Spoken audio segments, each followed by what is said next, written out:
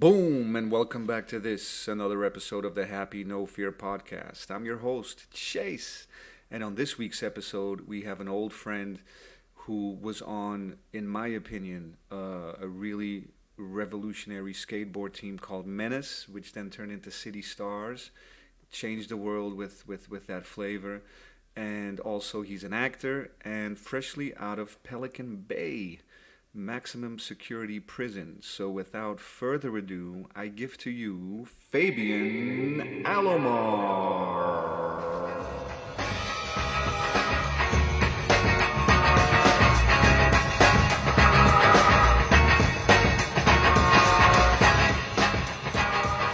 We're good. We're recording. Fabian, good to see you, man. Good to see you too. It's been a minute. It has, yeah, it has. I think the last time I saw you must have been, Los Feliz. There was some premiere or something. I saw you there for a minute outside. That's like a long time ago. At the Vista Theater. Yeah. That was one of my friend's movies premieres. Yeah, he had a little part in the movie.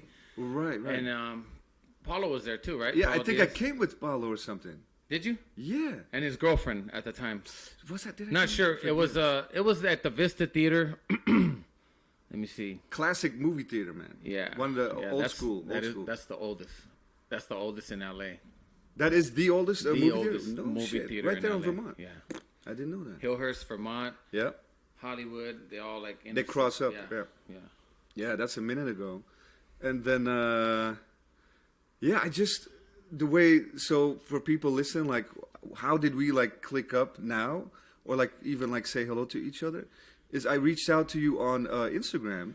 Well, if you want to go even further than that, how we even started, like, to know each other. Oh, like back in the day. I'm talking about, like, how we even met. Yes. That goes back to the Santa Monica Courthouse. Santa Monica West LA Courthouse, yeah. Right. Yeah. And then I lived in the Valley at the time. That's right. Van Nuys. Yeah, so you used to come down and, like, we used to, like, buy. I had a bunch of product and, it was cool. Like, you're probably one of the only few people that I would, like, allow inside my house. Yeah, man, and I was aware of that. Yeah. Yeah, because I think the Big Brother thing just dropped.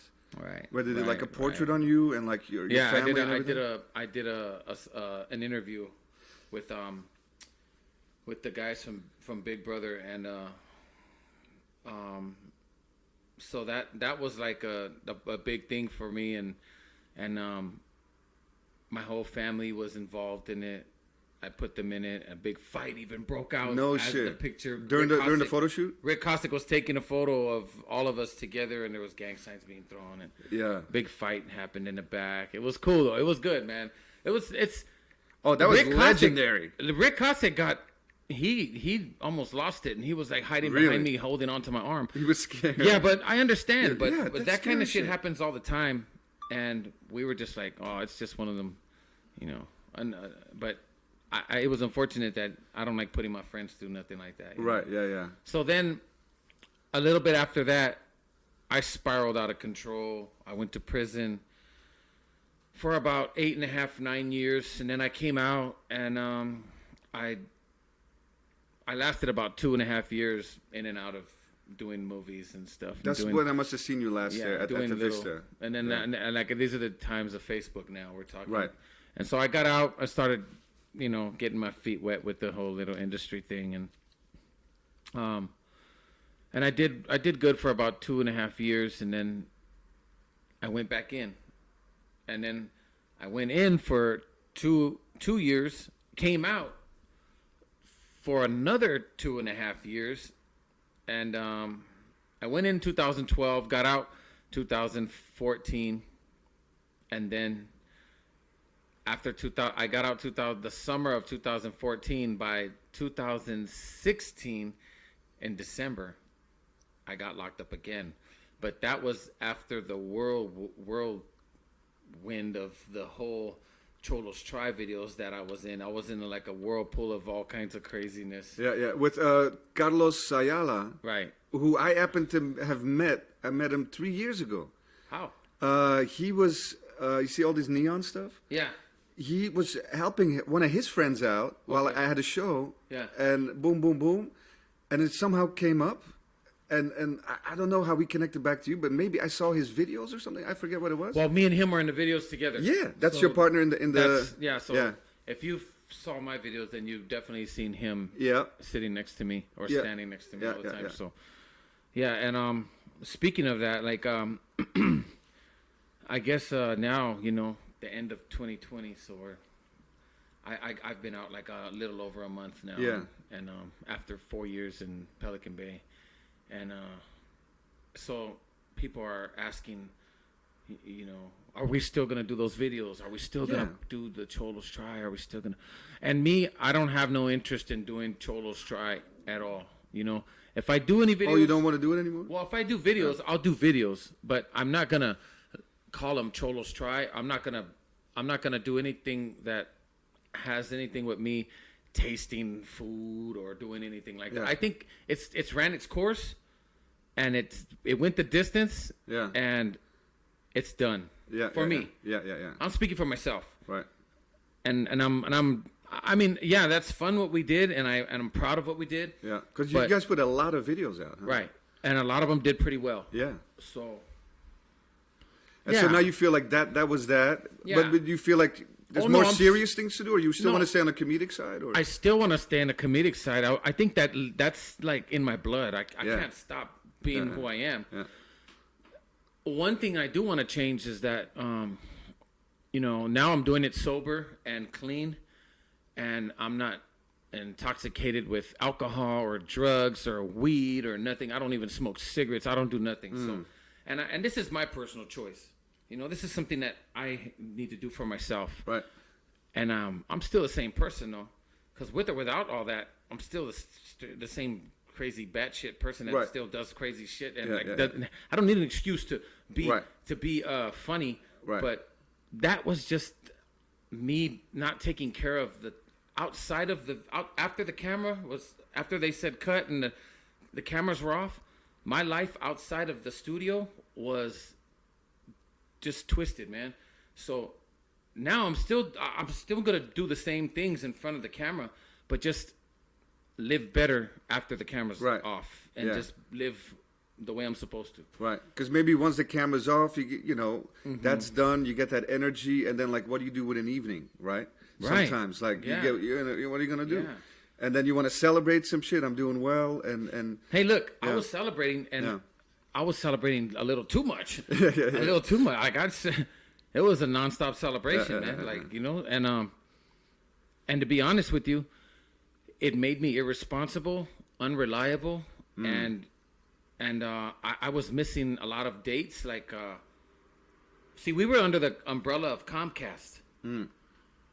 Comcast was the big umbrella, and Me Too was the first little umbrella that we started the company with. But they happened to be, the big overall, like, and that's a huge company. Dude, Comcast that's huge, massive. Yeah, that's great. That's a big thing, and I would love to have an opportunity like that again. So me personally, I didn't take it too serious.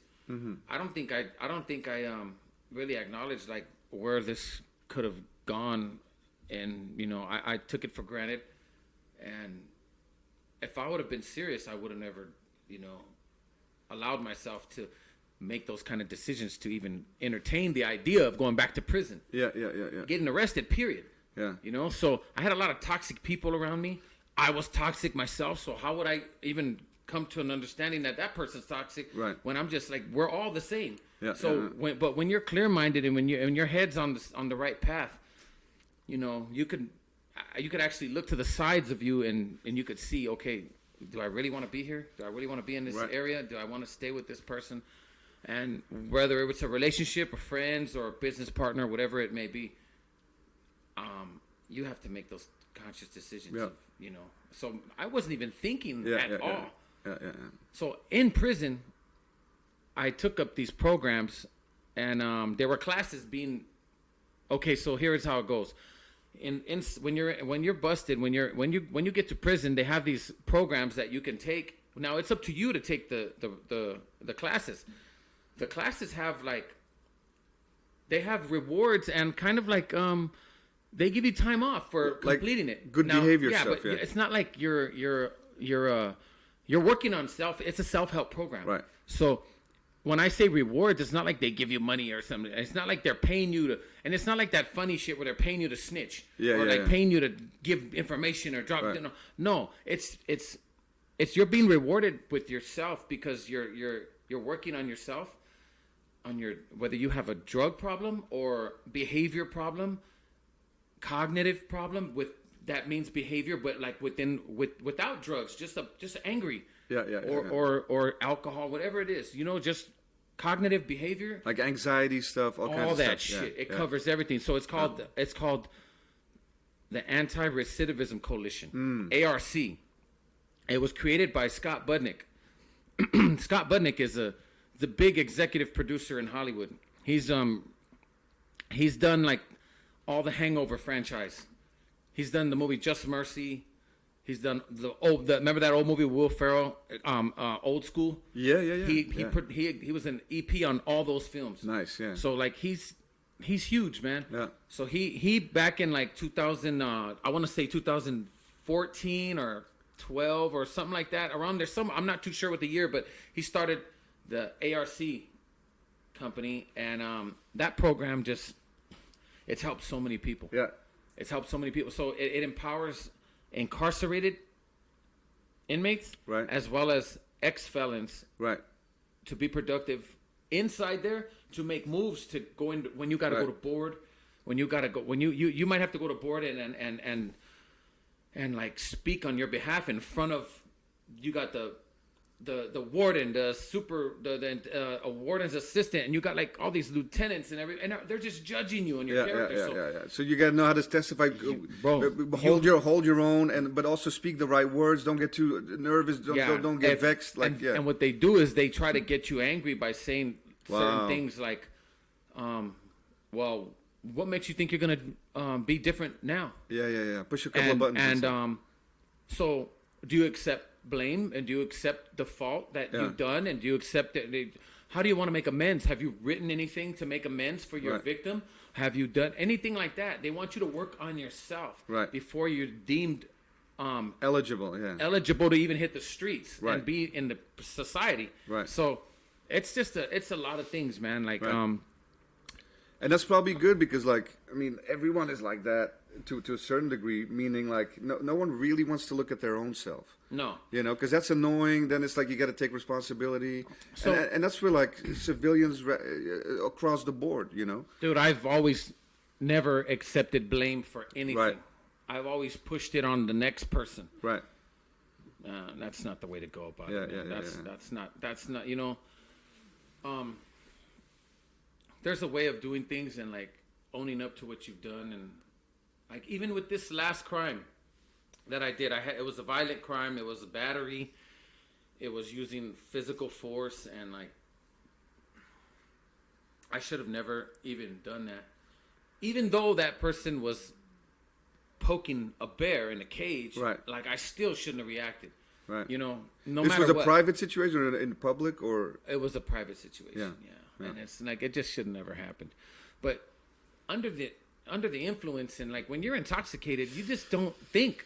Yeah, like, dude, you react. It's just quick. Yeah. 1 second. Yeah, from one to the next. And I've done shit like, man, I've done some shit when I was drunk and woke up like I didn't even realize I woke up the next day. I'm in the jail. Yeah.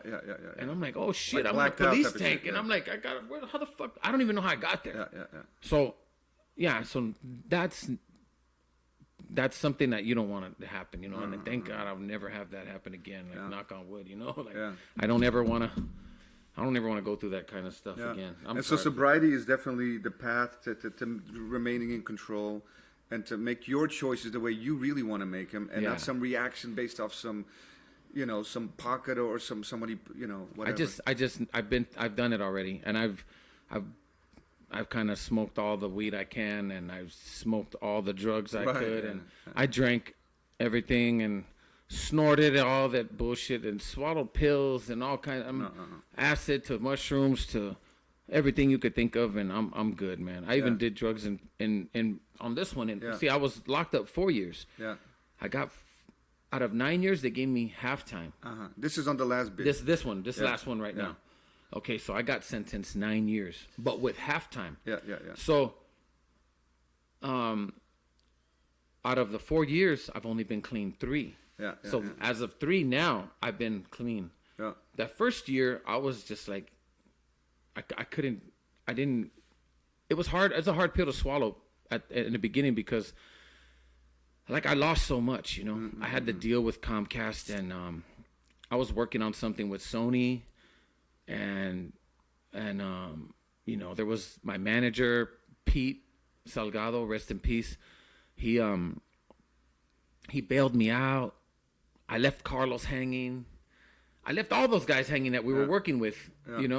The whole Cholos Tri Squad, and it was just I left myself hanging. I left my family, my loved ones. So it was that's heavy. Then when you're inside, you dealing with that weight. Yeah. It's a letdown. Yeah, it's a big kick in the ass, man. And every day you're just like, I wake up angry, and then to be inside there with, who wants to fucking take a shower with fucking 30 other guys? Yeah. Like, and not only that, but in the worst prison in America too, right? Man, it's crazy. It's considered one of the worst. The first Supermax, I think. So here it is. I went from the county jail, L.A. After I did my time there for my violation, they took me to where my crime happened, and it was up north, and that was in the Bay Area. So they transferred me to the Bay Area. I went to 3 or 4 different jails up there in the Bay Area. Yeah.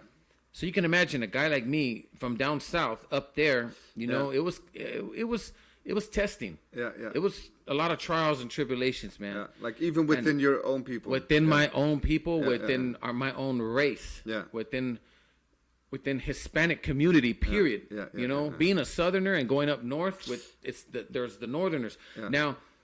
Now in the county jail at that time, there was like an all out, like, on site. When you see one, rush them. Yeah. When they see you, they're gonna rush you. Yeah. So it's on site. Yeah. But when you hit the prison system, as soon as I got to San Quentin, I spent 4 months in San Quentin in the reception area in Donner. And Donner's a section. They have Donner, Badger. They got all kinds of little, So I was in Donner, and that's where they had us, the Southerners from down south, which are very few. Yeah. And then that's a Northerner headquarters reception for Northern Hispanics, gang members, active gang member, non-active, whatever you want to call it. They're all there. So us being there, it's just like a boiling pot, It's bad. Yeah. It's the clash within the race. Right? So when you hit prison, right? Okay, so when I went from there. I went to Pelican Bay State Prison. I landed in the 1 yard because my points were very low. I think I discharged my number. So what does that mean, discharge? Discharge my old CDC number. Okay. So I had to pick up a new number. It's like a new file. A whole new case, a whole new file, a whole new number. Right. So they can't compound that with where you are. You're not BF 8482. You're not BF. You're not V11211. You're not new history. So so it starts a whole new beef, whole new jacket, a whole new rap sheet added onto your old one. You know what I'm saying? Yeah. So I got there to the 1 yard, and 14 days later, okay, we're there and we're congregating. There's Northerners there, and it's a 1 yard, and we're all like, I'm like, okay, so we're right here. We all get together, and we're supposed to work together. Yeah. But I was just like, I was tripping out because in reception, it wasn't like that. Yeah. Everybody was up going at it with each other. But now it's different rules, different place, different rules. Right. We got different, so 14 days later, they bring in a bus of, first of all, on the 13th day, they shipped out all these people. They start shipping out everybody. And I'm not one of them. Right. I'm staying. And I'm like, damn, I wonder what's going to happen. They're bringing in they're getting all these people out, and they're going to replace it with people from SNY yards. Sensitive needs. That these are people that in other words, they threw in the towel in a GP yard. Yeah. And they just went to the other side. Right. On general pub, they threw in the towel, meaning they're not affiliated. Meaning now they lost all their their rights as a gang member. They lost all their rights as being active. Yeah. So now they're what's considered non-active. Non-active, yeah. And they have their own politics within themselves in them kind of yards. I don't know if you ever watched Lockup, but they show it all right there. I've seen a couple. Yeah, they got like all kinds of crazy shit going on. Yeah. So anyway, they're bringing a bus full of those guys, and man, it sucks because right before they brought the bus, all I hear is Alomar, hey, come down. And so I'm like, we're making a big spread. We're about to leave. They call me, and I'm like, I got a bunch of store, mind you, right? I got a bunch of store, and I'm about to make a big spread with the fellas. They call me, and everybody's up there like, man, what they calling you for? What's up? And I'm like, I don't know. But I go down there, and they right away turn around. They put me in handcuffs, and they said, turn around and cuff up. I'm like, for what? Turn around and cuff up, man, or we're gonna have to drop you right here. And I'm like, what the fuck? So they cuff me, they take me, and they escort me to this to the hole. No shit. Somebody dropped a kite on me. What's a kite? A kite meaning like they slid a piece of paper to one of the. Oh yeah. Saying that I was gonna make a move on someone. No shit. It's like it's all bullshit though. It's an excuse and a rumor to get you out of the yard. Yeah. So anyway, I go and I leave and I end up. Now these are the things that I'm gonna go as far as saying this much, and like I'm not gonna disclose too much. Yeah. But from this point on, I can't speak on it. Yeah, but I ended up one to another to another to another catching time, and and I would have been home like a year and a half ago. Yeah. But But predicament, and then you gotta. Yeah. And then they keep adding. It's the situation versus the cause. Right. And like.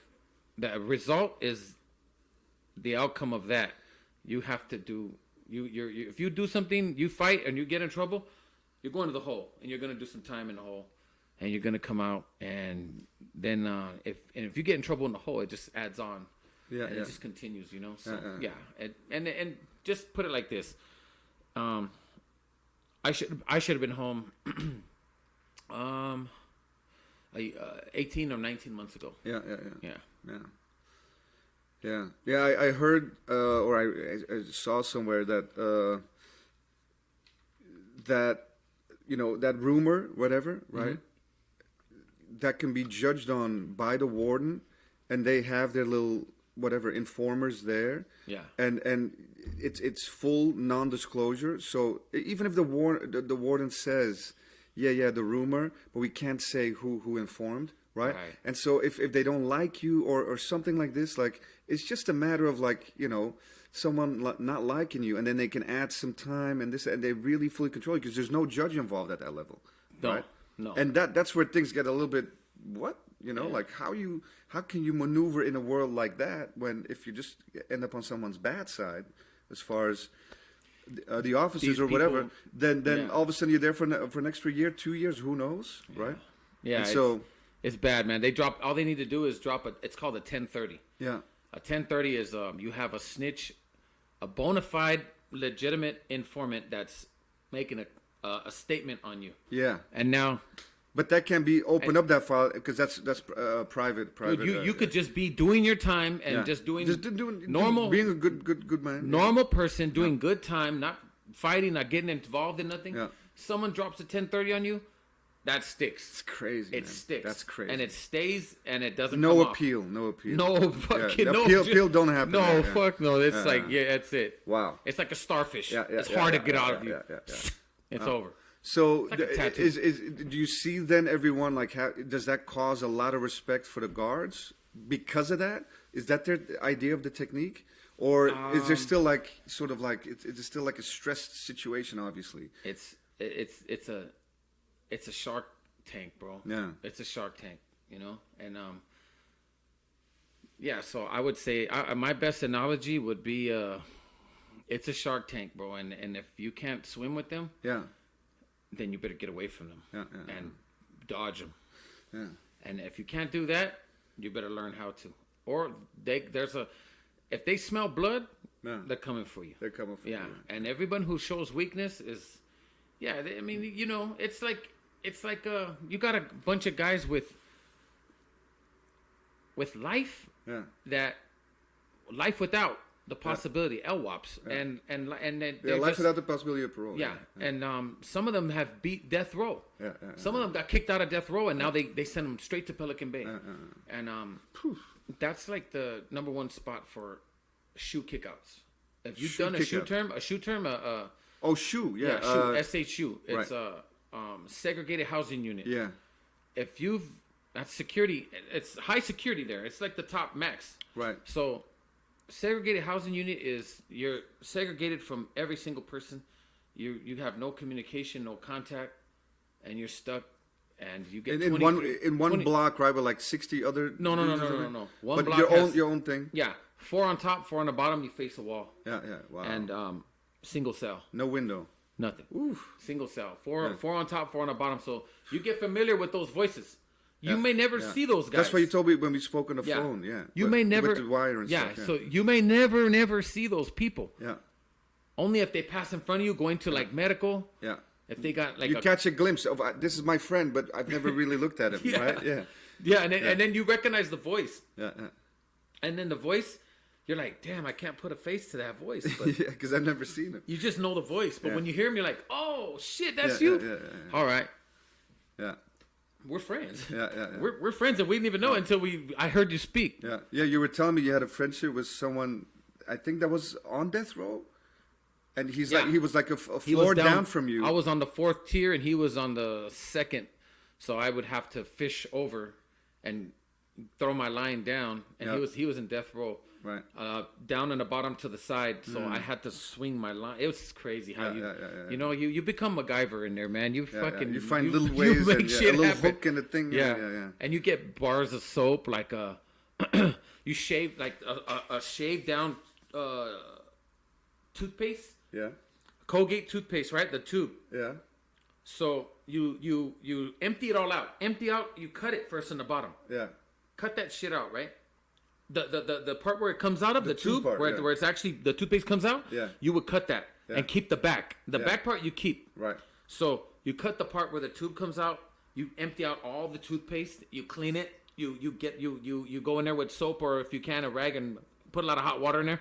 Then you pack it with a bar of soap, which has with the same width and weight. So you could get some weight, right? You need to have it heavy. Right. So you could spin it because you're gonna sew a line to it. Mm-hmm. Now you make a line out of your boxers. Right. You got 4 out of your state boxers have the thread. Yeah, your 4 boxers have the 4 strips of thread. Yeah. So you get the 2 in the middle. Yeah. And you pull it. Yeah. And you pull it and pull it and pull it. That motherfucker will go from like at least like 60 feet, 50 feet. Yeah. So you pull it, and then what you do is you do it double so it's tight and it's sturdy and it's thick. And then you twist it. You get an apple. You get a little hook. Yeah. With the stem of the apple. Yeah.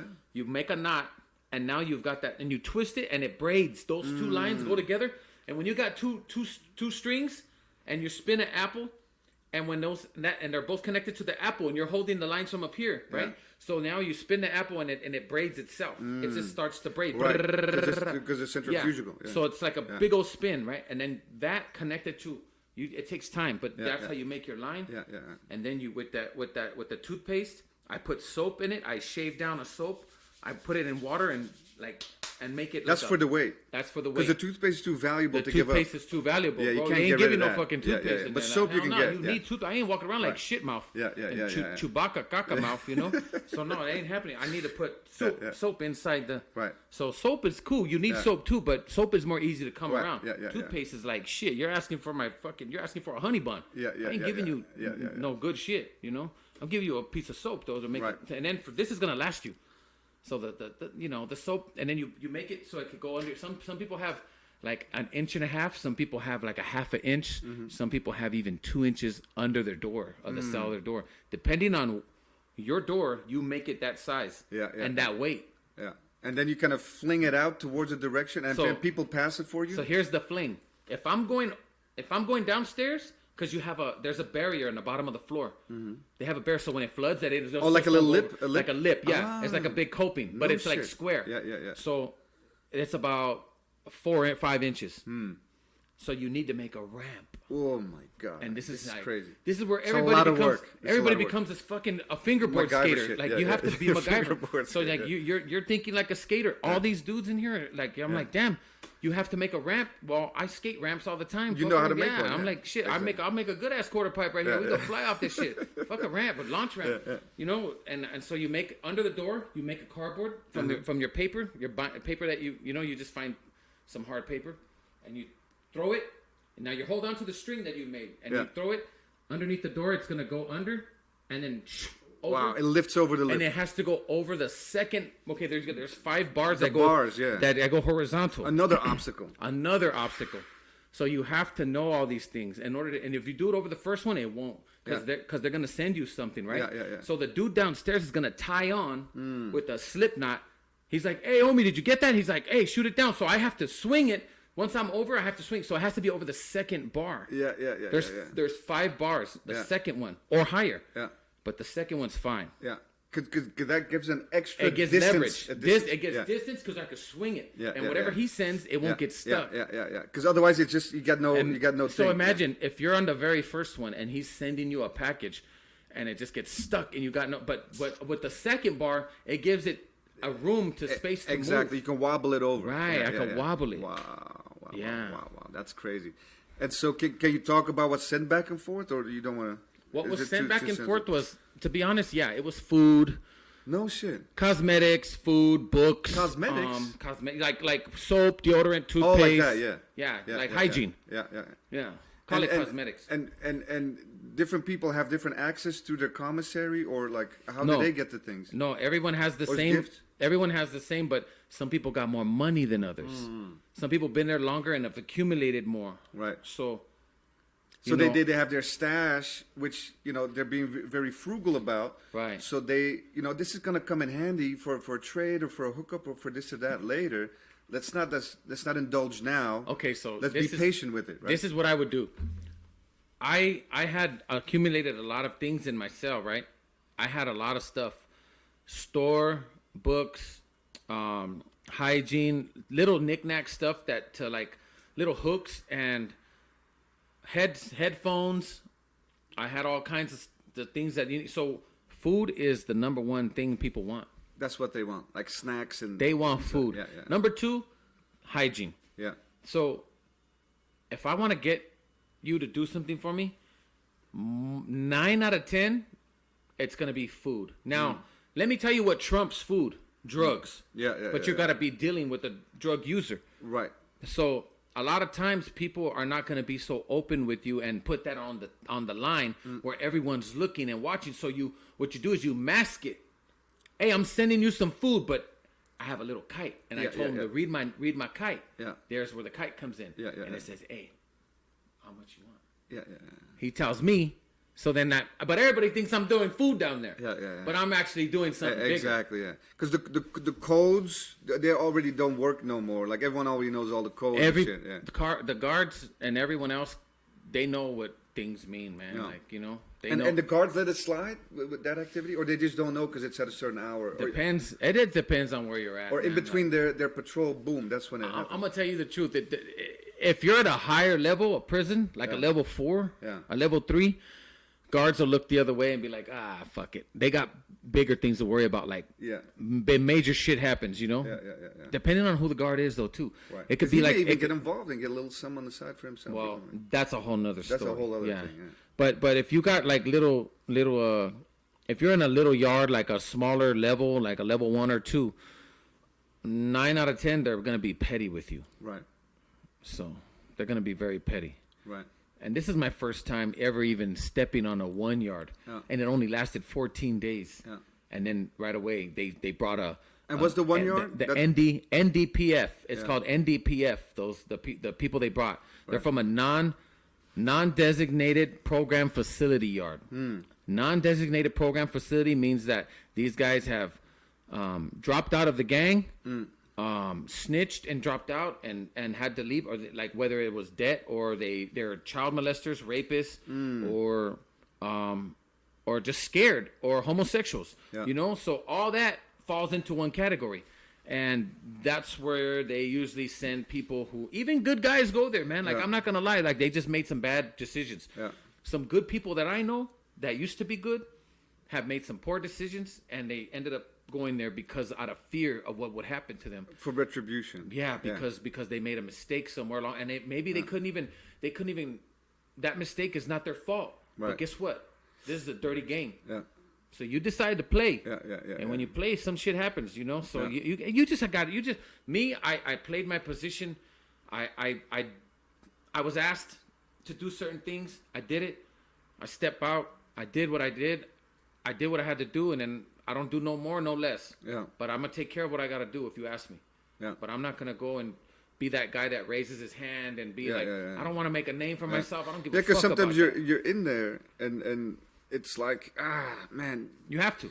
You have no choice. Yeah, exactly. Yeah. You have no choice. No. If you're running with us, you're part of this, and they want to Right. see your participation in this and see where your heart is at. Right. And that's it. And then have that get tested, and but then because I know your family was Highly, deeply involved. yeah Yeah. like more than affiliated, and so you come in there with that family history, even though you found another way through skateboarding and all that stuff. Yeah. Right. But still, that's your family. That's where you grew up. That's the homies. That's cousin. That's everyone. So that is just by nature. Like that's just that I don't even use that as nothing because that's all I know. Right. But like you said, I found skateboarding. Yeah. Skateboarding actually found me Yeah. because I got into skateboarding. How did you get into skateboarding? By hearing, I heard it. I heard a skateboard. The clickety clackety. The awling of a board. The It was tail these, taps. These two, and they were awling and doing 180s and ollie grabs. Yeah. And I was like, "What's that noise? Where the fuck is that coming from?" And me and my homie were on a bike. Yeah. And we followed the noise and we went to these two Asian kids down the street and we're like, what the fuck? It's like the 80s style, like Vision Days or some shit. Hocus Pocus. 80, 86, 85. Yeah. 84, around there. Savannah Slammer. Oh man. All that. Yeah. Probably before that, because that was like before 86 or 87. Yeah. Excuse me. I saw. We heard all this ollie and shit, and we're like, we cruised over there. He got on the handlebars, and I rode with him over there, and we watched these kids ollie and just skate around, and they were doing like slappies and shit, and just like ollie 50-50s on a red curb. That was nuts already. And I was just like, see that? How the fuck did you? Damn, Some magic. Yeah, I was like, what are they doing? And then they had a little jump ramp, but like a boo-boo ass jump ramp. It was garbage. So it was like, damn, and they were jump ramping off of it, and then like early grab and shit. This dude was doing early grabs off of it, little tiny methods. Yeah. And he was doing like alling into the ramp already. That's nuts. Like alling to re-enter. Nuts. And I was just like, back then, how did you get up? How'd you make the board go?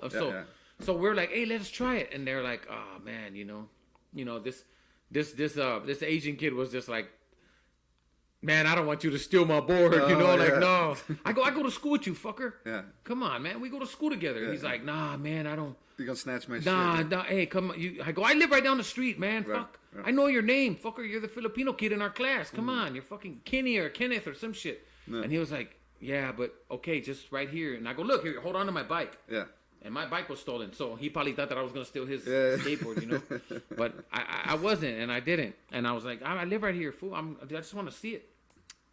I got on it, and I was doing the tic tac, like the walk the dog shit. Yeah. And I was like, damn, I don't know what I'm doing, but how did you? And then so every day we would go to these kids and use their board. Wow. They hated us. Yeah. They fucking hated us. I'm serious. They hated us so bad. Yeah. And then when it grabs you, like, man, I want to learn how to do this stuff. Like the skateboarding, like bug, the love for it. Like when it grabs you, it grabs you. Yeah. Right there on the spot, I was like, damn. And my boy Juan was really good naturally. Yeah. We were both like, we gravitated towards it. And like, wait, where do you get these at? Yeah. You know what he said? You got to go to a skate shop and buy them, man. They cost like $60 or something. I'm like, fuck, are you kidding me? Like a complete cost like $70 back then. Yeah.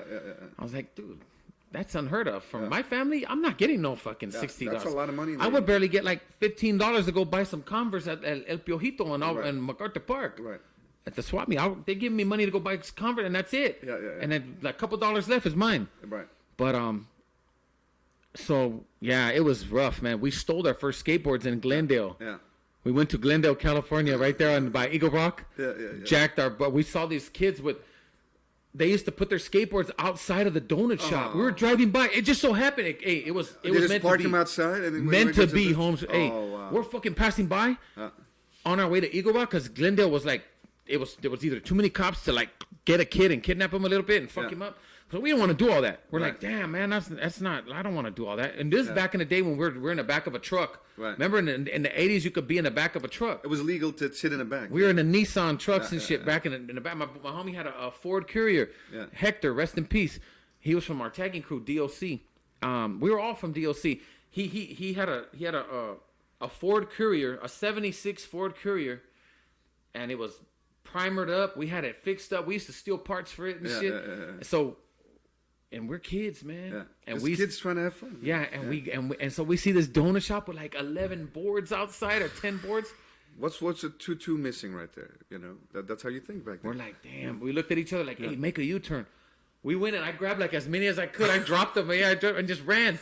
And then and you got these white kids. They're like with the Tony Hawk haircut, like, dude, give me back my board, bro. You know, I'm like, we're like, fuck you. And then I threw them in the back of the truck and bumped out in the car, and we took off. We had like 5 boards apiece. Oh, that's bananas right then. And I'm like, shit. And I didn't know what to look for, so I was just like, I like this color. Yeah, exactly. I like this one because it has like this crazy looking color. And like, you know, it happened to be a cycle stick, a vision cycle stick. I learned how to do a kickflip. Wow. I learned how to ollie and hold on to a wall. Yeah. I held on to the wall and then did a kickflip. A kickflip on that's it. how you did it? Staying still. That's how I learned. On the wall, huh? Holding on, kickflip. Yeah. And then that's how I learned what a cycle stick. Yeah. And I was like, fuck, this is my board right here. Yeah. Most kids were in the grass or some shit, like trying to learn how to ollie for 2 months, and then finally you're doing it, and then okay, let's take this to then he did it rolling slow. Really and then slow. I did it off a curb, and then I did it like. And then we were like we were power slide kings, man. We would go down the hill and little gloves and shit. No gloves, no. We would go raw.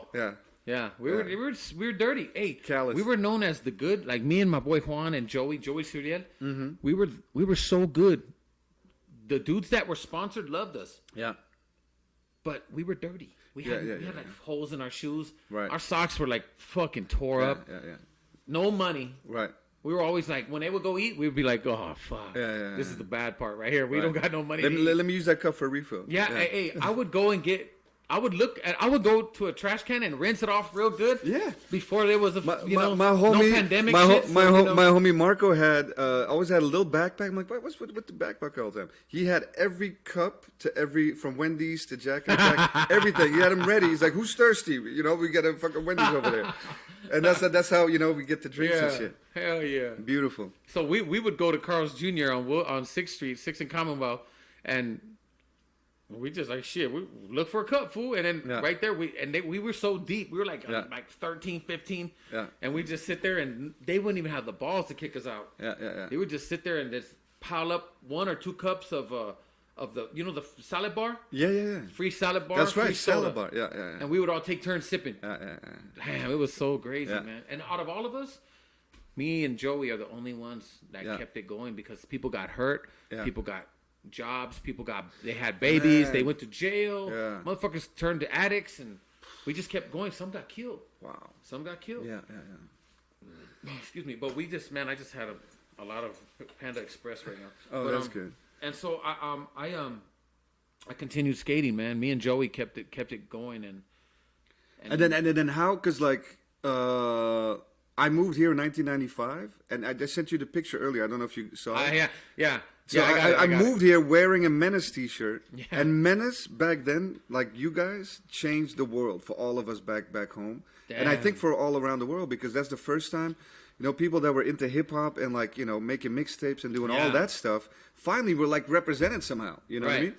But obviously in a different way, because you guys are LA, we're over there. But it was like the power of 20 shot sequence. That part in that, like, changed the world. Look, goosebumps right now. It's no look. I feel him. I feel him. Yeah. Man, Hey, so how did it go from like those days, right, to then, because Menace, that was Underworld at the time, right? Menace Like was, how did that like, was that Kareem choosing that, or like how did that happen? So this is what happened. How we even started Menace. Me and Joey were in a company with Steven. Me and Joey started with Steven Callis. We were in and Lee Smith. Yeah. But first it was just me and Joey. Right. And when we got everybody else on, ATM Click with Mark Gonzalez. ATM Click, yeah. Mark Gonzalez turned me and Joey pro. After that, things went a little shifty because of the business aspect of it. Nothing that had to do with Mark. We love Mark and Ron Chapman. Right. But it was just the four of us at one time. It was me, Joey, Mark, and Ron. Yeah. And great team already, man. And we were in our prime, dude. We were all like the Mark. We went to Frisco and watched Mark Gonzalez kickflip over the guns. Oh, forget with it. Jake Phelps, rest in peace, Wow. standing right there. Unbelievable. Then we went to Thrasher. Yeah. And we were just like we got red carpet everywhere. Yeah, these are the institutions, like Right. in At the world. EMB, Yeah. Oh. like everybody was there. It was so sick, Yeah, man. yeah. To see Mark like in his just doing his thing, Nuts, like nuts. So- A few years after, like video days, like all that stuff, or like Few years like, after that. literally like 2 years or something. yeah, because he went to France on a hiatus and then he came back and he wanted to start a company. My friend Kevin Hartel, who was best friends with him, was working at Extra Large, and we all happened to be skating at Extra Large. It was me, Paulo, Billy, Joey. We were all like part of Extra Large, and so my friend Kevin Hartel was like, "Hey, man, I'm good friends with Mark. He said he wants to start a company because he used to skate with him back in the day. He used to skate on Vision, but he was like a vert skater. Yeah. And he says, hey, he wants to start a new company, man. He wants you guys, he's looking for a team, and he's like, I told him to check you guys out. There's some guys here that are fucking rad, man. They're not in a good position right now due to their sponsors, and you guys could snatch them up. Yeah. The only reason Billy Valdez didn't get in because he was on Real, and he was happy with Real. Right. But later on, Real would do something with him to where like now we're in New York. We went to New York with we were like ATM Click for a while. Then we're 60-40. 60-40, Yeah, yeah. And we were Gino was on it 60-40. too. The homie Gino Perez. Yeah. Gino Perez. Yeah. Gino Perez. Sad. Sad. Remember, Sad was vicious, bro. Yeah, Sad was dope. Gino had with sick, the mustache. Dude, Gino was. He was dope, from around man. here. Sad. From this neighborhood. Yeah. No, yeah. Well, yeah. He's from out here. Yeah. South Central. Yeah. He still skates. Yeah, I talked to somebody who told me about him, like, not recently. He's still skating. Yeah. Still skating. Yeah, he good. was like really good friends with my original roommate here. Malcolm Watson still Malcolm skates out Watson, here. all those boys. They're South they're Central all- boys. They, Yeah. they got that. They're the USC boys, man. And the Them USC boys, yeah. motherfuckers, Yeah. man, they were bad. Hell yeah, Sad was nuts. Yeah, so he used to kill it, man. And anyway, there was a kid named Long Beach Larry who was rapping, and like he was good friends with one of these rappers on the Dog Pound. I forgot his name. It's like some badass. Yeah, I don't know. So Long Beach Larry was a friend of Badasses, and like I got to meet Badass. We all went to Hawaii, and we ended up meeting somehow. Yeah. So I'm not okay. Back to what I was saying. So we got stuck in New York, and we weren't happy, bro. We weren't getting paid. Checks were coming up real short. No proddy, no nothing. Yeah. It was just like fuck. Me and Joey were like, we're out there. Okay, so we were stuck with Chico Brenes, Kareem Campbell, Rick Rivera, Riak, Stephen Callis. Who else was with us? Fuck, I think. Who else, man? As far as I can remember, it was us. It was just us. If I'm leaving anybody out, man, I don't remember. But I know that in New York, at Steven's house, it was us right there. Right. Damn, and we were hating it because. Yeah, because it had the possibility, but not like the budget or something. ATM Click. It was like short lived a little bit. I think it was just bad business with management. Mr. John Fallahy and Mark had a little fallout. I don't know what it was. Right. But whatever it was, man, we got the shit end stick of it. Yeah. So with that, we said, fuck this. Yeah. We're gonna have to make moves, man, and let Mark know that we're out and we're just gonna do something with. Let's do it right, though. Yeah. Let's tell him. Yeah. And we made a bold move, and it's hard because like Mark's always been my hero, bro. You know, like he's the one who turned me pro, and I love Mark Gonzalez. Like he's like I idolize the shit incredible out of him. So, like, figure in this history of this culture, and not just in fantastic. skateboarding, but like as a person, too. as an artist, everything. Unbelievable person. Yeah. He took me to meet his family, his mom, his sister, and everybody. You know, like so. It sucked, man, but it was just a business move, you know, nothing personal. And it ended up being the right move. And we started Menace with Kareem. Kareem was like, yeah, Rodney and Rocco want to start something, and I want to do my own company. And, you know, Kareem was on fire back then. He was fucking, he was doing all kinds of crazy shit. So nothing but style, man. I'll never forget the line at the courthouse. Mid-line, his pager drops out. He catches it. And then keeps, you know, on to the next trick, right? That was like, woo, flavor. That's how you do it, you know? Yeah, Kareem done a lot of crazy shit like that. I just recently watched him do the ghetto bird over a hip in Tampa, Florida. Like a steep, 9-foot hip, like an 8-foot hip. Like the late 180 on the frontside flip? Yeah. If you stand at the top of the hip, it's at least chest high. Yeah. He did at least waist to chest high. Yeah, nuts. Caught it and then flared it around. Like, it was sick. Nuts. Bad. No one's done it. No one's done that like was that. in the 90s, bro. Like Kareem, I didn't even... You know, back then I just thought, oh, well, fuck. Oh, it was like, style. We're all going to be... back then I was like, we're all going to be doing this trick one day. Fuck no. My whole career I never did that trick.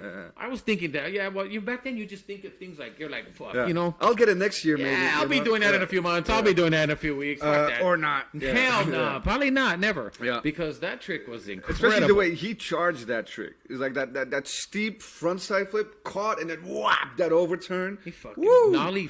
Forget it. Switch, and he doing switch too, I think. Switch hard, nollie hard, and then turn it around. Overturn it, and then overturn, and then not even a nollie, but a regular hard flip, and then overturn that too. Helicopter it's crazy, shit, bro. It's crazy. How do you fucking? I don't know. Flavor. Yeah, I still gotta talk to him about this. How the fuck did you even do that? You know? I don't know. But it's got to be the shoes, man. Yeah, it's got to be the shoes. Action direct. So you're right about that. Remember, you were saying earlier about.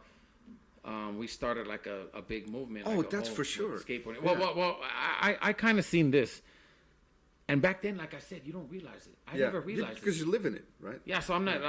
But other people were like, I had a clone out there, bro. I had like everywhere we went, there was like, this dude comes up to me, right? He's like, I remember being with Eve. Remember Eve from All Access? Do you remember Eve? Yeah. All Access on Switzerland, Lausanne. Yeah. Okay, so Eve was like, hey Fabian, man. You have people that really love you at Menace, man. They really like you. That's a pretty good French accent. Yeah. So he's like, dude, they really, really love Menace. Like you, Kareem Campbell, you're Fabian Alomar, man. There's guys out here that want to look like you. And I go, they got the wife beaters on, the braided chain. The chain and the wife beater. That was the look. Still to this day, fucking, I get hot. I'm a hot person. I don't like to wear shirts because I get hot. And I don't like the farmer tan. You know the little... Oh, yeah. I hate that. So I'm going to be even, man. Shit, I'll take it off if I could. Right. But... So that's the reason why. I'm not trying to be like, oh, yeah, this guy wears a muscle shirt. You know, I'm no fucking street fighter. Right. No, it was always like that. And back then, you were like you were like featherweight. Right, you know, right. So it was just your look. Yeah. And so... And Caesar, I think you had the Caesar cut, right? I did. So at one point I did, and I had it combed back, but it would seize. Oh, yeah. But then when my hair, look, I had the Caesar cut, but when my hair started receding on me, it started seizing back. Exactly. So I had to shave the motherfucker off. I felt the horns coming, and I was like, you know what? I'm just going to do it before it even... Right. I'm the type of person. Preempt the shit. If I see it already happening, I'm just gonna fuck it. I'm gonna preempt. Yeah. I'm gonna beat it to it. Fuck yeah! I'll make the first move. I don't wait to get hit. No, but it was nuts because it was not only that part, which was technically like a demo within a video, kind of. After its 20-shot sequence, it went crazy. It was nuts because it was a music selection. You had Keith Murray in there. Yeah. That song was perfectly fucking placed. The Wu-Tang Clan, Method Man. We had all that. So that. That song when I first stepped on the scene at Lockwood when we're doing the little fight thing, people tripped out and thought that wow, they thought it was real. Nobody ever put no shit like that on the video. Yeah. It was rowdy. Well, let me tell you one thing about it. It wasn't staged, homie. It wasn't staged. It was not staged. No, because you could see Joey like half kick him, but he wasn't really kicking the dude. So Matt Naylor is our friend, but Matt Naylor was kind of like our friend. I met that dude back then. Who was that? He was the only white dude. Yeah. Didn't skate for no one, but he lived in the valley. He was like our valley kid. He's Val Surf Kid or something. Val Surf Kid. Right, exactly. Good friend of mine though. Right. I take nothing from it, but like when I say this, I say it with all love and respect. He was our fucking white friend who had money and weed and a car. Right. We didn't have shit Oh yeah, back an then. automobile was. Homie, we didn't got nothing. His dad was like, they had a house, homie. Right. I had a fucking 1-bedroom apartment with like 5 brothers and sisters. Right. And we all had to sleep together like a fucking like a pack of fucking churros on the floor. You know? yeah. And so he had a nice house and he had all these expensive toys that he used to save. Oh, you know right away when you Star go to Wars. someone's house what time it is. Yeah. He had a kitchen with a centerpiece. Yeah. You know what I mean? My Like an kitchen, island. fuck. Yeah. I had an icebox, motherfucker. He had a refrigerator that opened up, both doors opened up like this, like real big. So it was a little bit like let's check this guy a little bit. Yeah. And then, but like not too much, and then No, but it wasn't that at all. We weren't even checking him. It was like he came in flossing. We're all skating hard, and he came in talking about he always liked to show off, man. So amongst friends, this is how we are. But not just with Matt Naylor, but with each other. We're with each other. We give each other tough love. right. We homies. We grew up with each other, and like we all fight, and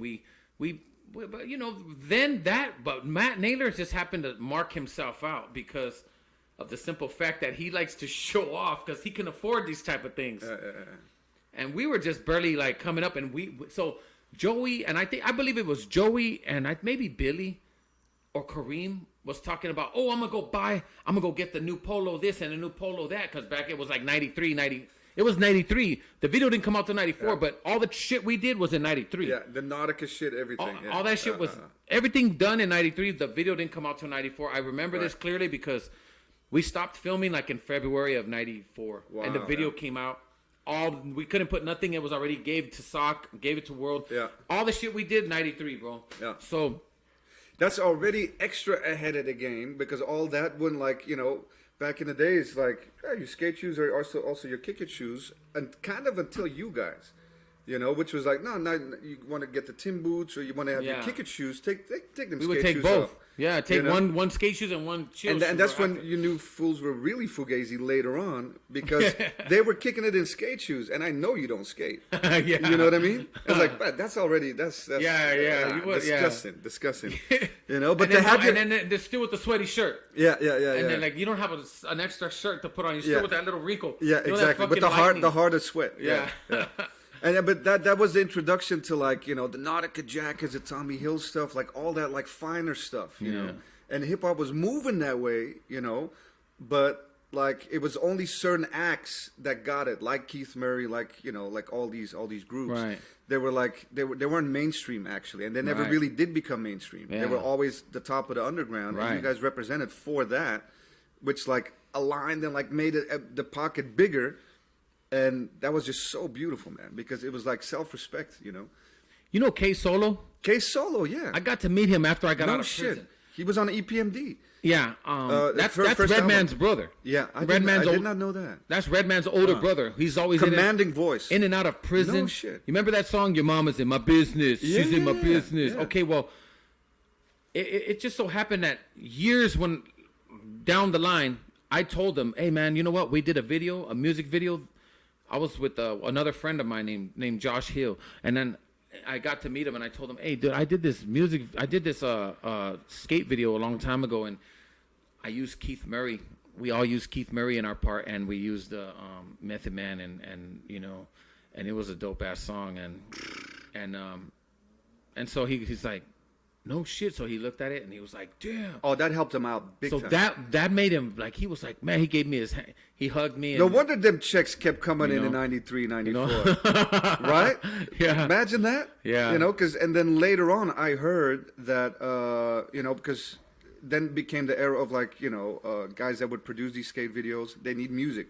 And sometimes they couldn't get the rights. Right. Until it was fully explained to these acts and these management companies that, look, no, you're connected to 50 million skateboarders around the world that watch these videos 6 times a fucking day and hype themselves up before they go on on their motivation. Skate. Yeah. And so that is actually, it became a great marketing platform for those guys. And they would always sign off, I heard, after that. Kareem had a good relationship with like a lot of rappers, bro. And then one in particular was like the Wu-Tang Clan. We emulated the Wu-Tang Clan scene with 36 Chambers. Yep. Enter the Poo-Tang. We did Enter the. Yeah. They did Enter the 36 Chambers, and we did Enter the Poo-Tang. We did an ad. I had the board. We did an ad also with the girl laying down, and we were all with hoodies. It was and mimicked with the hoodie with the yeah. face mask on. Yeah. So That worked out nice. That if we weren't cool with them, if we weren't like really tight with them, they would have sued us or kicked our ass when they seen us. But none of that happened because Kareem had a really good relationship with all these people. And also, to be honest, like everyone says now, Wu-Tang Hall of Fame shit, but at the time, no one really knows about the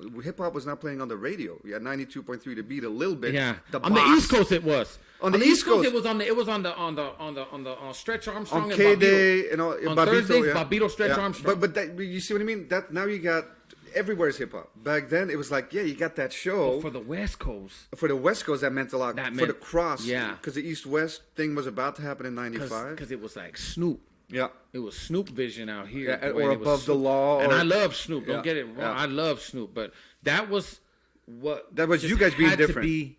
That was just what had to be done at that given time because of the strength of hip hop at the time. I guess you could say. The strength of music was influencing us at the time. And also, you guys were already traveling to New York, so you're not. Yeah, we were exposed there for kids. You're exposed. We were there for kids, bro. Yeah. We were there when Kids was being made, and we were like all around the set. And that's right. Billy was in Kids. Billy was in Kids. Yeah, he stood. We went to Europe. Yeah, I went to Europe to go skate because I had to because I placed in like certain things. But Billy stood behind, and he wanted to be in Kids, and he was. Yeah. He was in the Larry Clark film. It also changed a lot, Kids. Yeah, that was dope, too. Like, I wish I would have. And you know, low-key, I'm not going to lie to you. Low-key, Chase, I was like, I want to be in that movie. But I don't want to ask. And I don't want to be like, I'm too cool to ask. Right.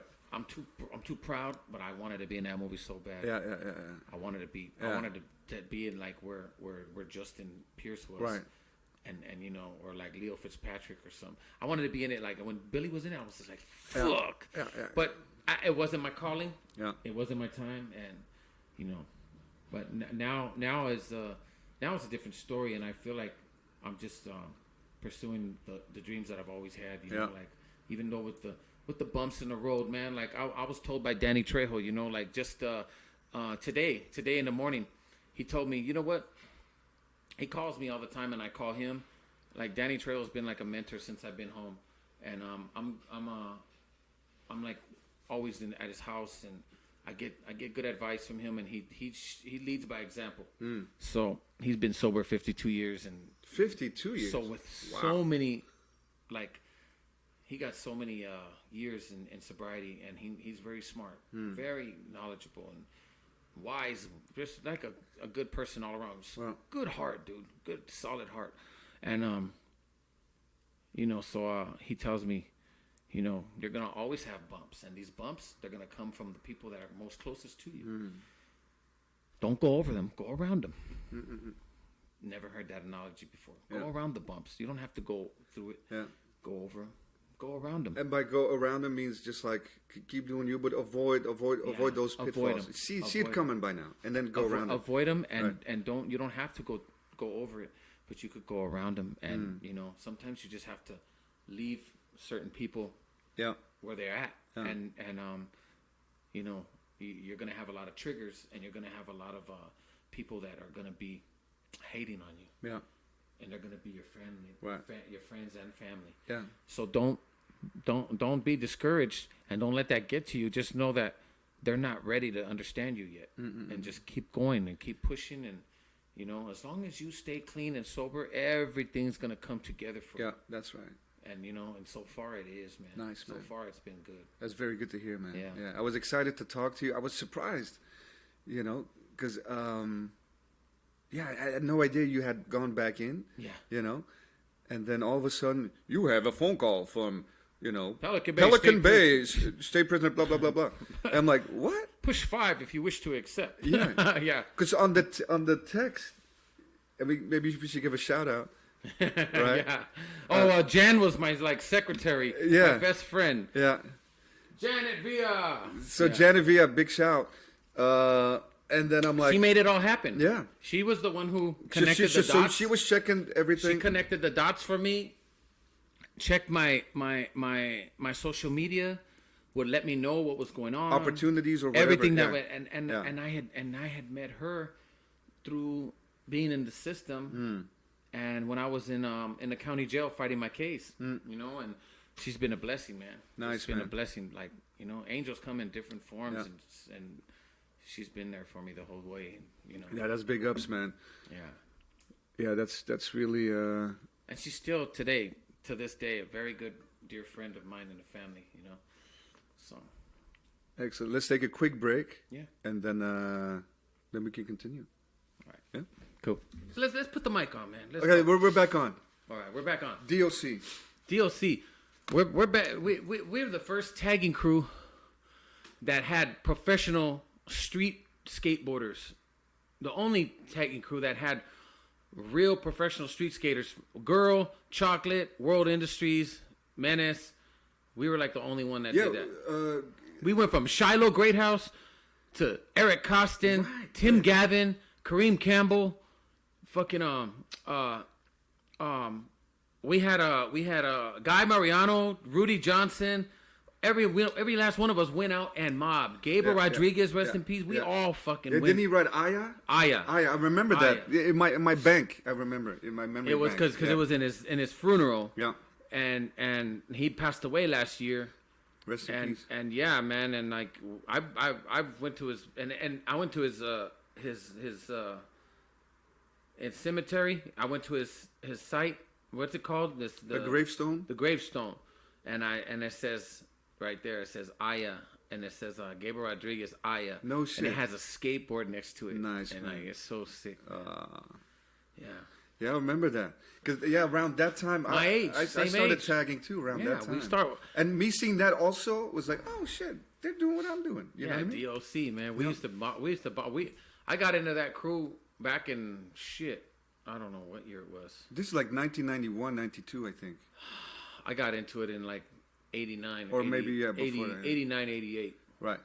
Yeah, but how much fun is getting up and tagging? But skaters, the skating world didn't see it until we put it out there when we were doing Menace.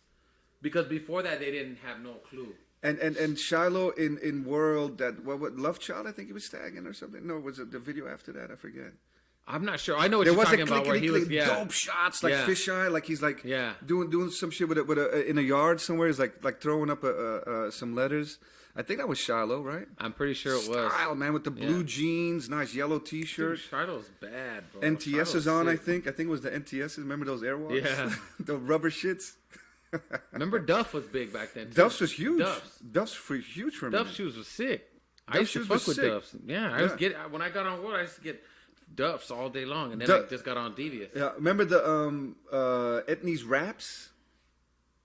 It was like a early. It was like a black sole, white upper, and I think Duff's said that's what we're gonna do and focus on that, right? Yeah. Duff's, man, Duff's was cool. Duff's was dope, man. Bro. I gotta say, like, just so you know,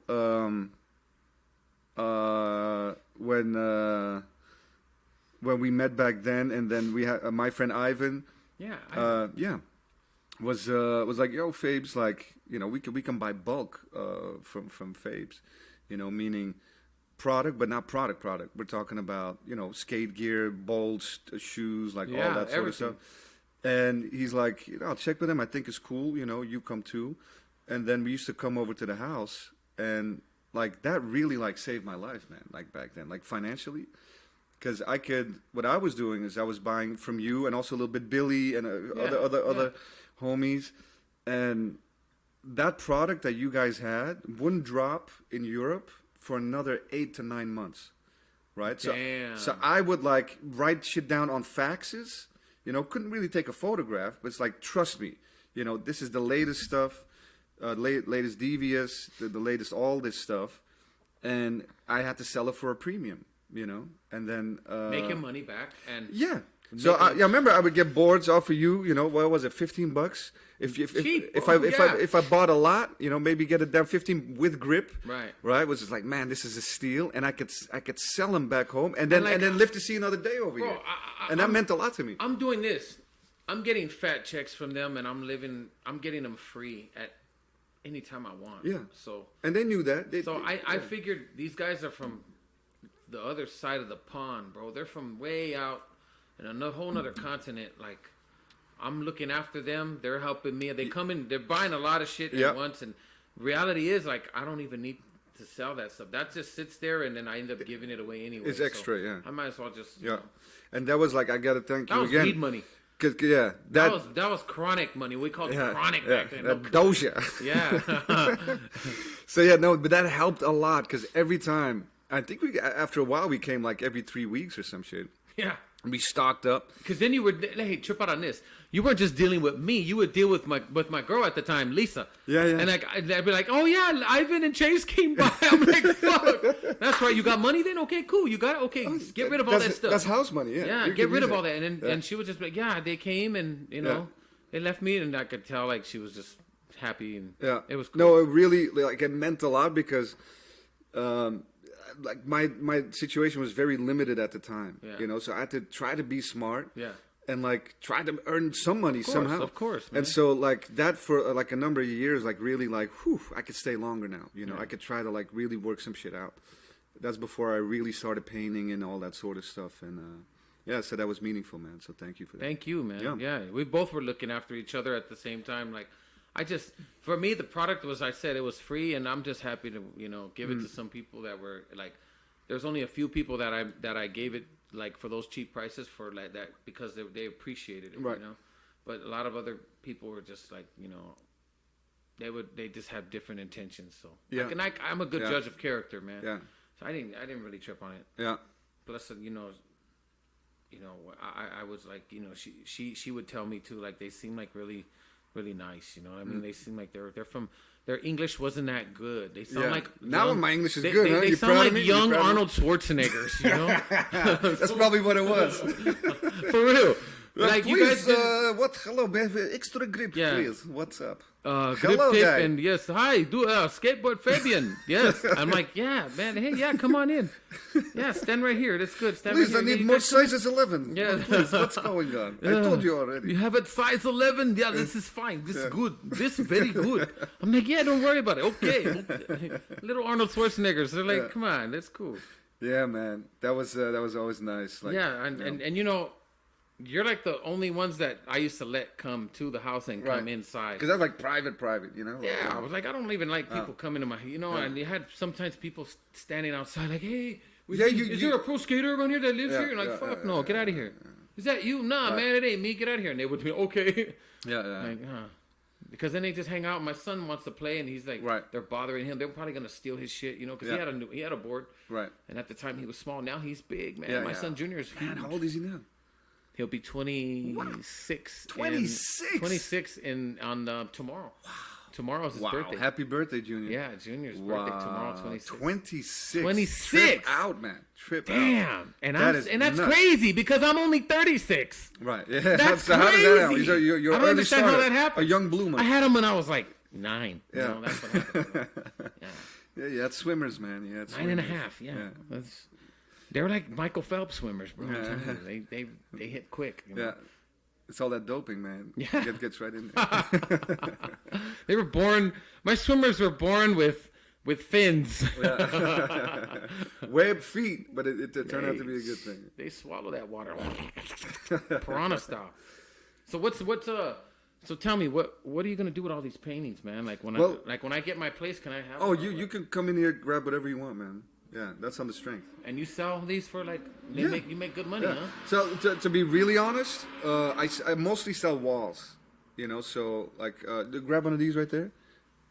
There you can see the walls, right? Okay. So you do the whole wall? Oh, I mostly do walls. Okay. I'm like 500 walls deep now. Shit. On this shit. That's where I like fell in love heavy.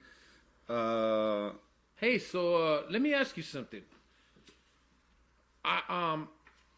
I got a friend that has a shop on 83rd and Central. Mm-hmm. It's a nice wall? It's a nice wall. Yeah, take a picture of it. Send it to me. And he's asking for it to get done. I had my other friend I asked, but he's not responding with it. Okay. So yeah, send me a picture of it.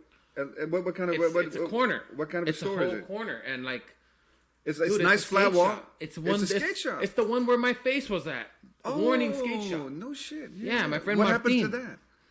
It's still there. Okay. They have my face there, but it's like my face looks kind of like the Elephant Man now. Yeah, it's all yeah, fucked up. Like, you know, it's 'Cause it's falling all- apart. Yeah, so it's all I red. got like one eye, 1.5 eyes, and like half a face and shit. Like eyes Like half a without a troop song. face. You know, Yeah. I don't want to live like that. So Yeah. I Let's take a look at it. Yeah, And then, like, you know,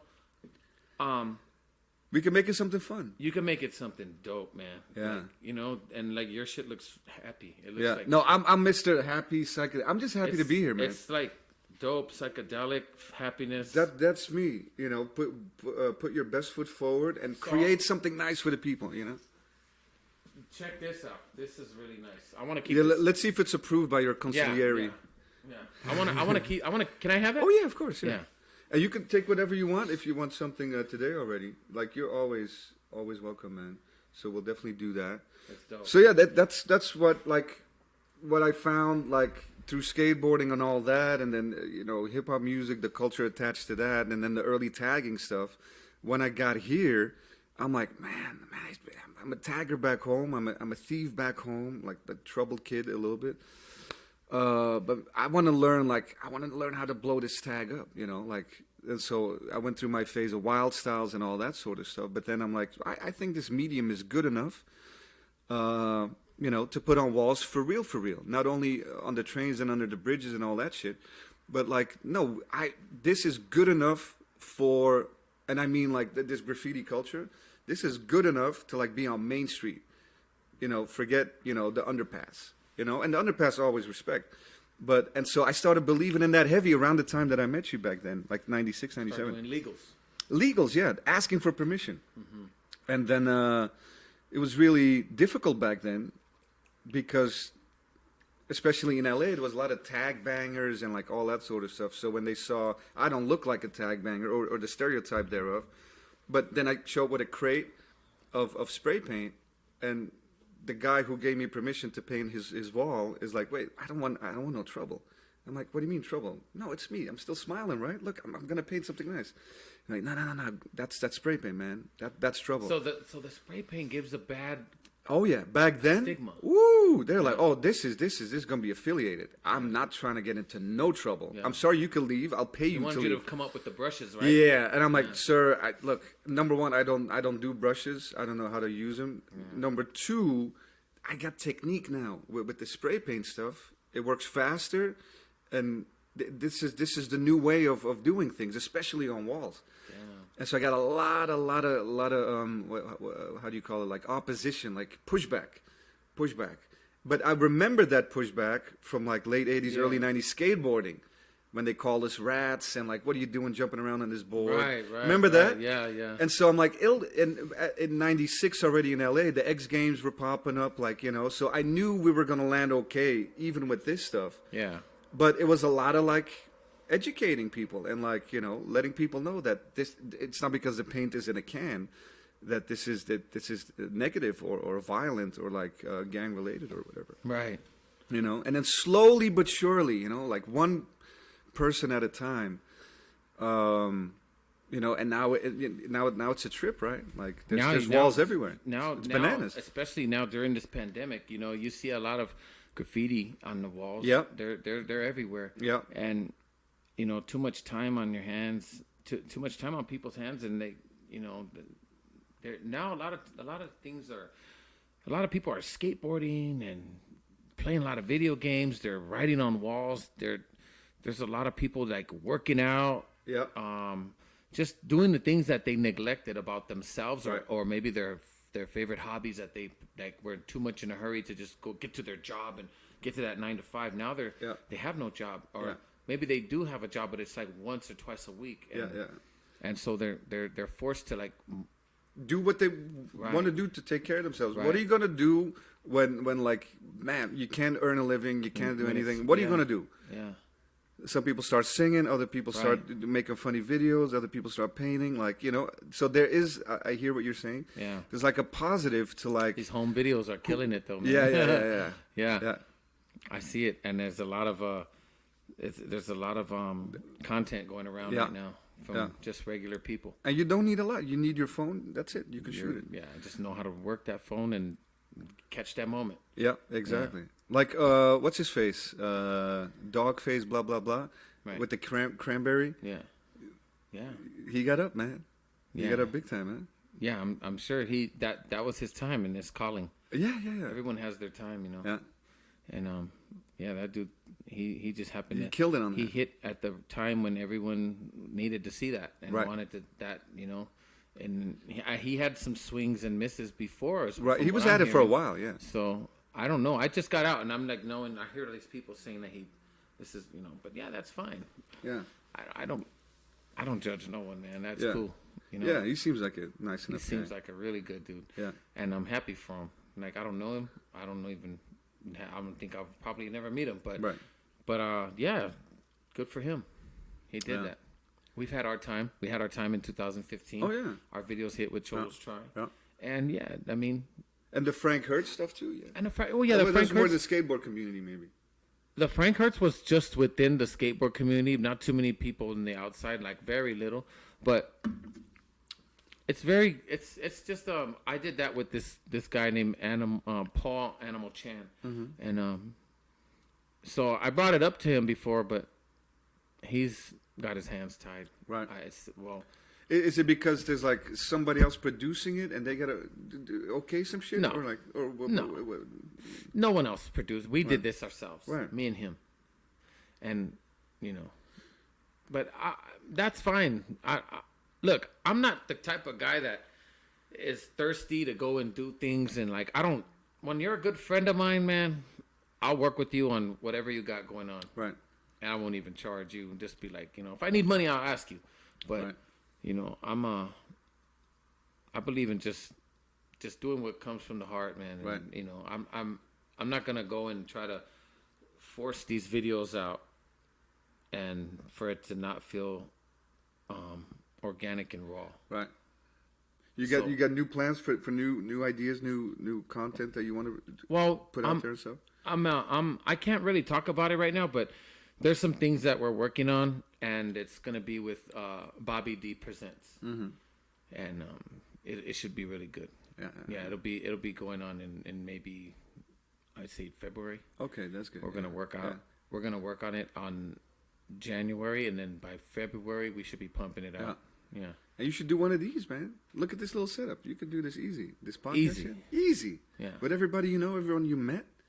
Like from all the way from the spectrum, right? Right. From the white skateboarder kids all the way. Yeah. You know, to the barrio, as they say. You know, I mean, imagine that lineup of guests. Yeah. That's something, right? Yeah, you're right. You're right.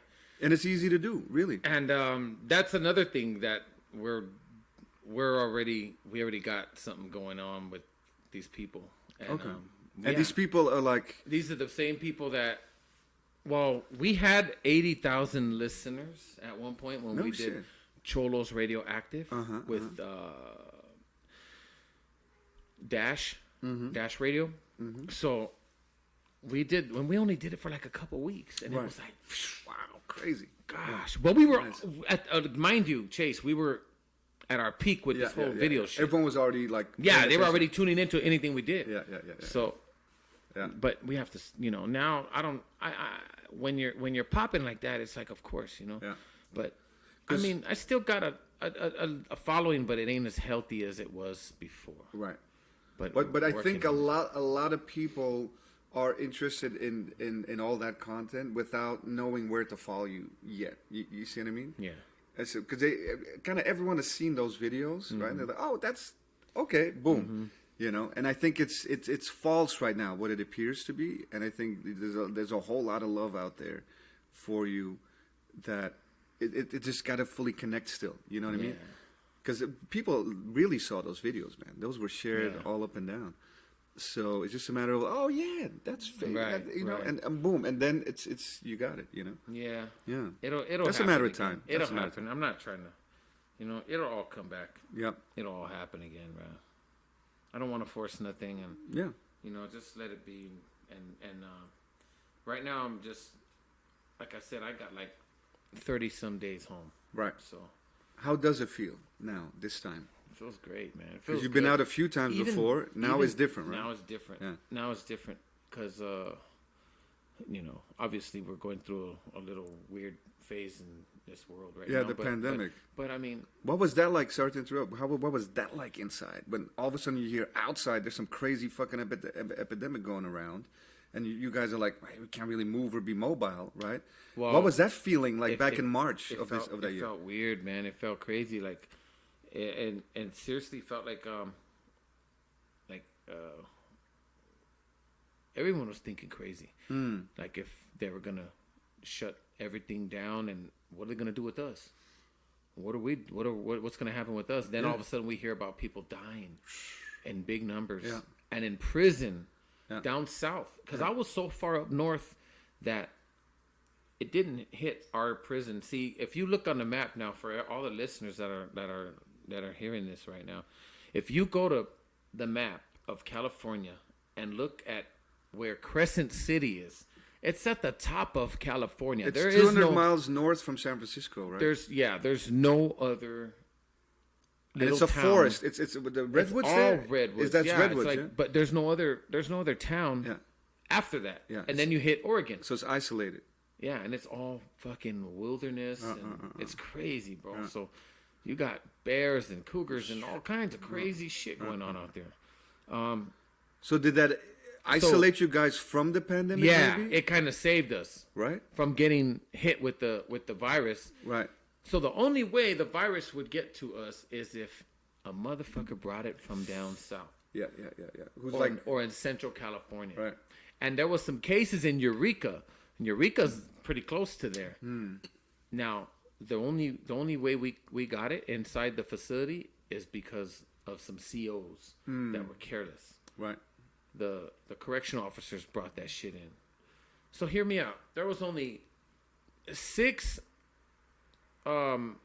cases of COVID in Pelican Bay. In Pelican Bay, the whole time I was there. Population what, 3,000? Yeah, 6 cases. That's not bad. So trip on this. And it didn't spread? The second day I went home. Second day I went home, man. I got out on the 5th. By the 7th or 8th, I got a phone call from Pelican Bay, one of my boys, chopping it up. We're talking. He's like, "Oh, hey, you don't even know, fucking a bus came yesterday, and infected." What? Yeah, they came sick, and like, so now people are sick. There's like 37 cases or 35 cases or some shit. And that's still not a lot. And that, well, but that was then. Right. So you know, it takes a couple of weeks to find out. To multiply. It takes a couple of weeks. Yeah. So. Yeah. Wow. Crazy. It's all bad. Yeah, that must have been a weird feeling because you're like, I just skated. I can't. I'm always surrounded by. I can't move out of here. So what they do now is they just keep you in your cell. No shit. Now, when I was out there, they were at least giving us an hour and a couple hours to move around. But now you're stuck in the cell. You're stuck. You can't leave. So I hope you have a TV. If you're up there, I hope you have your own TV. I hope you got your real radio and you got all your store and your packages. The mail takes forever. Yeah. The mail takes long due to the pandemic. Yeah. You know, it takes forever to. It sucks, bro. It sucks, man. You're either gonna turn to a greyhound and get skinny and just get all cut up like Bruce Lee. Yeah. Or you're living right and you're doing good and you just come out of there like looking like, you know. Yeah. Like Commando. Yeah. You know what I'm saying? You're looking like Commando right now. You think so? Yeah, you look. I feel like strong, Commando, man. bro. Yeah, you look good, man. Energy's good. Get in the chopper. They're shooting. Yeah, man. I feel like, you know. Yeah. I feel good. I feel healthy. I gained my I came out a little bit slimmer. I gained my freedom weight, right? My freedom fat, they call it. But I maintain it. You know, I try to keep it like. Because of course, back when you remember me back in the day, it was like I had the skater frame. Right, exactly. Because you're on that board, you don't know you're doing cardio all day. But that's skater frame, and that's kid frame. Yeah. We're talking it's 20, kid. what, fuck. 20 years ago, yeah. More than 25 years ago. More than 26, 25 years ago. Yeah. So imagine. Like, we've grown Oh, now. yeah. It's crazy. I got put on a little weight, too. Still look good. Yeah, you're looking. Just going a little. Yeah, no, that you're COVID, straight. a little COVID. Yeah, man. You know, there's no gyms, you know. Yeah, if you can do shit at the house, you curling fucking milk cartons and you look shit. like fucking Richard Gere, bro. Yeah, I heard that You got before. the fucking, Hey, the silver what's fox good? beard with the fucking brown hair, rusty brown hair, man. You're doing good. Yeah, part of me wish it was the other way around. Oh. Because the beard should be should be nice, and then this could be foxy shit up Really? up top. Yeah, but maybe this is good too. I think you're. Yeah, I would. If I had a choice, I would rather have gray pubes. Gray. I already got a couple of grays. Oh, that's bad. You know what? Gabriel, rest in peace, had gray pubes. No shit, man. Yeah, he had gray pubes, and that's why you gotta trim how down. I know is because he told me. Yeah, you gotta trim. He was like, dude. No, how you know? Because you were the ones trimming them down. Need a haircut? Yeah. Nah, he's like, dude, it's fucking bad. You know when you're getting old, this is how you know you're getting old. When you get gray pubes. I'm like, what? Yeah. He went in there for a fucking... And plucked one out? He plucked a couple. Bushel. And he was like, he did the plucky. Yeah. And he plucked some out, and I was like, what? His fingers, I go, dude, don't touch me, man. Go a wash beautiful your fucking flower hand. for a beautiful lady. Go wash your fucking hand. You got fucking dust bunnies down there. It look like dust bunnies, homie. I look like mothballs. Go wash your hand. First, you go. Why like you have talcum gray powder. pubes, man? Hey, why you have pubes? Period. Go Talcum. trim that motherfucker. Yeah. Why you even put? Man, Gabe, don't do it. And I just used to fuck with him. And Yeah. Fucking Gabe, man. Yeah. You into that Veet and shit? You keep it all like clean? I keep it clean. Yeah, you do use that Veet? My European homies, they use that Veet. Veet? Veet. Veet. It's like some burning acid paste, and they put it on their armpits and shit. Like, use Veet. Huh? In America, Veet is good. Nah, man, I fucking just get a razor and just fucking hit old school style, man.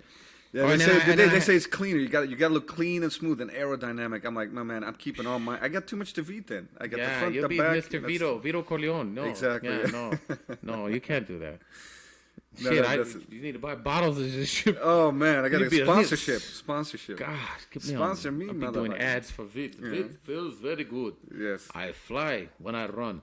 Burning sensation like gonorrhea, but no lasting problem. Yes. I will never catch on fire with Veet. I got no hair in my body. No hair, no eyebrow, no nose hair, no nothing. No nothing. Yes. Not my body, not my problem is what I say. Smooth with V. Smooth like back of hand. Yes. Smooth like dolphin. Oh man, yeah. So good, man. I think we got it. Yeah. You know. Anything else you want to add or like? I want to add my social media, man. Follow Boom! my Yeah, of course. back. Let's get that. Man. Where can people find you online? Find me online at Fabian Alomar Official on Instagram and Facebook. I'm just Fabian Alomar. But follow me, man, and I'll follow back sometimes. That's right. Say what's up. Yeah. Say what's up. That's it for us, people. We out. Thank you, Chase. Peace. Thank you, Fabes. Much appreciated, my man. I love you, bro. Love you too, man. Peace.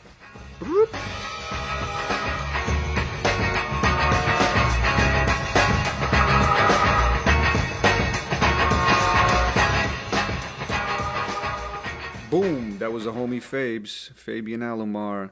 Hope you dug that. As always, we're on Instagram at Happy No Fear, and I'm, of course, at The Art of Chase. I hope you're ringing in the new year with lots of enthusiasm, go-gettery, aka gusto, making it happen, because that's all we can do at this point is making shit happen. So until next time, bye-bye.